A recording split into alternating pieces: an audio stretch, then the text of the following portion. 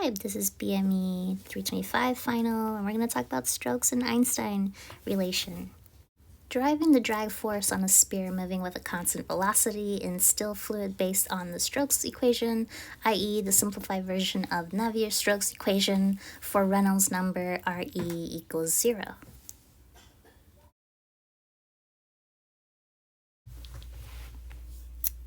As you see here, it could also result in applied to sphere moving with steady velocity, and also could be said in terms of drag coefficient and going all the numbers, the deviation that moves with the velocity at any greater distance, and by eliminating the pressure components expressing the result equation in terms of the Stokes function.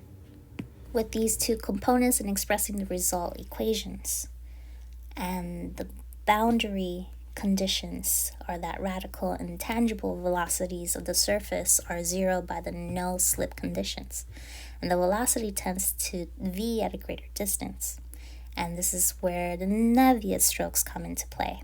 So now for Einstein diffusion, thesis for the diffusion coefficient of a Stokes particle undergoing Brownian motion in a constant fluid at uniform temperature.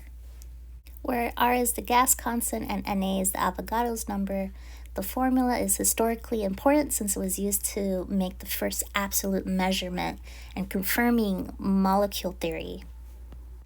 Brownian particles at equilibrium under their own weight could be viewed in two ways, both of which were equivalent: a balance between the net weight of the particle and the gradient of the particle pressure in the direction of gravity, or a balance between the diffusion flux and the setting flux due to gravity. So, using the Stokes drag formula for the setting velocity and the formula for P of gas given gives the formula of D given, is a similar argument to allow one to deduce a form of particle pressure in a turbulent gas knowing the form of the particle turbulent diffusion coefficient. And there you go. That is the Stokes-Einstein equation. Thank you.